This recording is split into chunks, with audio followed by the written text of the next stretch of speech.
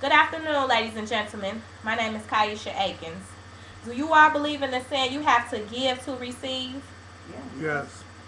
Well, today I wanted to share a story about my grandmother, who was one of God's faithful followers. My grandmother was with me through each and every one of my children's birth except one. Three children was born around Thanksgiving time, the 10th, the 11th, and the 13th of November, with the exception of my oldest, who was born February 16th. I have two boys and two girls. They were blessed in the sequence boy, girl, boy, girl.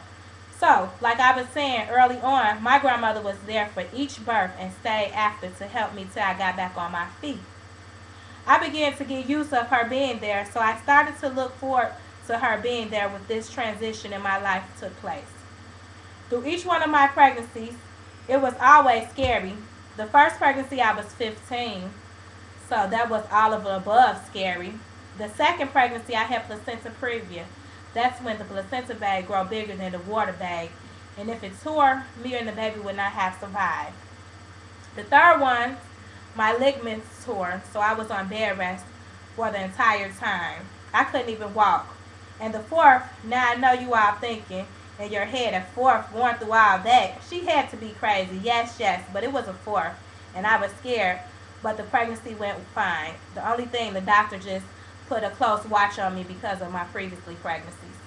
Now this birth was a little different. Why, oh why? Because my grandma was not present. She was not there because she had gotten sick. I called her up before I was scheduled for my C-section, and she told me that she was not coming because she was sick. She told me I was a big girl now and I could proceed this experience without her. I was scared, but everything went fine. The baby was healthy, I was healthy, and everything went well. Me and my baby went home fine. 2 days after my baby was home, she became ill, so ill that she needed to go to the hospital. They admitted her. The doctor didn't know what was wrong with her. Her weight was dropping, her temperature stayed up. They started doing test after test. So I contacted my grandmother. She sounded though if her sickness became worse. I told her what was going on with the baby. She told me that the baby is going to be okay.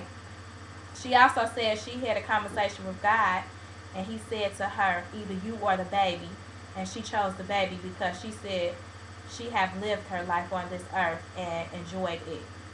I hung up from talking with her. Now, can you imagine my feelings and thoughts? All I could do is scream out loud, oh my God. A day later, my child became better. That day, the doctor sent me and my child home. My grandmother called and told me how she really wanted to see the baby, so I arranged for us to go to Chicago to see her. We arrived at the hospital with when we entered my grandmother's hospital room, my grandmother was laying in her hospital bed as if she was waiting for us. When she saw the baby, she was so happy. She held the baby, and my newborn baby talked to her in baby talk like she was telling her something. My grandma laughed and laughed. We had such a good time. Me and my baby left the hospital that night and spent the night at my dad's in Chicago. That very night, my mom called and said the doctor said my grandmother couldn't talk nor see anymore. And that very next night, she died. So, as I sit back and think about the question, do you believe you have to give something to get something? My answer is yes. I believe that. Because my grandmother gave her life for my child. Now, as everyone goes on their journey of life, always remember, no matter what the situation or circumstances may be, you may have to give a little or a lot to receive. I love you, Grandma.